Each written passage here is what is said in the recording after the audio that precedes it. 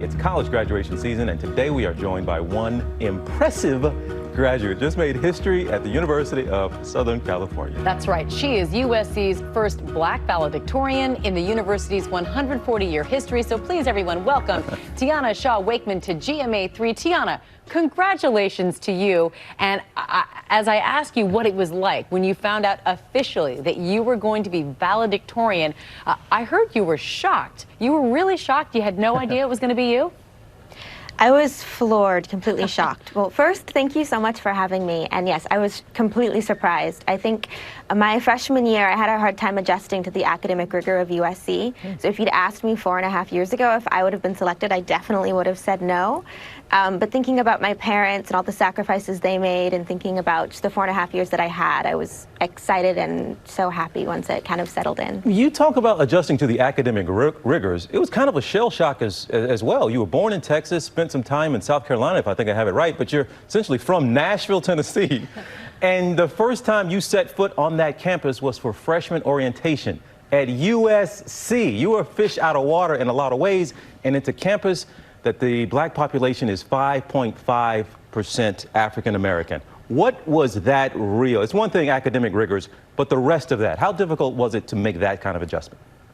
You know, that's a really good question. I think it wasn't so much a culture shock. I just definitely was aware that I was different. I was aware that because I was black, because I was from the South, because my just academic experiences K through 12 were different from those of the people around me, it was much harder to adjust and develop a stronger social network. It was harder for me in my classes, and I think it did take me more time to feel like I was worthy of being at USC and then like I belonged. But once that settled in, then I do feel like I did end up having a wonderful 4 years. Wow. I mean, what an inspiration you are, because you were shocked that you were the valedictorian this year. But were you also shocked to learn that you were the first black valedictorian in USC's history? Completely surprised. Wow. And I'll be perfectly honest, I don't think that I should be USC's first black university valedictorian. I think that there are thousands of incredible black Trojans in years past who would have been wonderful to hold that title. But with that being said, I am proud to hold it today. And I do think that USC has come a long way in the 4.5 years since I've been there. And I think there are some really wonderful changes taking place in terms of sustainability and in terms of prioritizing DEI. What are you going to do next? Everybody has that question. I think you said you want a career of service. So what Yes. exactly does that mean? So I got my degrees in psychology and social entrepreneurship, in part because I'm not 100% sure what that will look like. I know that my 4.5 years I spent working on sustainability and environmental activism, and that's a very central part of my life. But I also love education. So next step is I'm going to be teaching at a local nonprofit in Los Angeles, and I'm so excited to get to be with my students again, because I taught there a couple years ago. And then I will actually be job hunting for jobs in sustainability in Los Angeles. Wow. And I don't know exactly what the future holds, but I am excited for a career in service, whatever that looks like. I think it's bright, and I think you're going to help a lot of people. I think we can at least make that prediction. That feels fairly sound. Now, speaking of sustainability, you actually got USC to make a big change. Tell us about that. Yes, I believe you're referring to the divestment effort. I was one of many students, but I did co-found USC's Divest SC.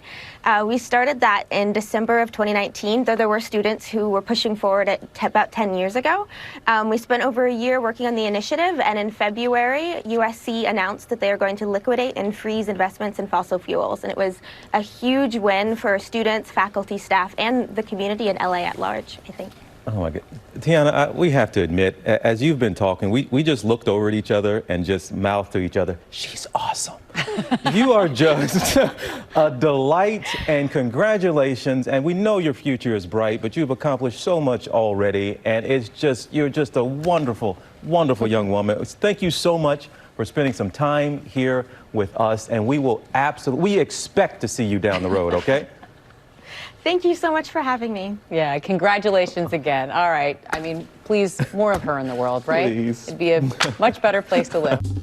Well, hey there, GMA fans. Robin Roberts here. Thanks for checking out our YouTube channel. Lots of great stuff here. So go on, click the subscribe button right over here to get more of awesome videos and content from GMA every day, anytime.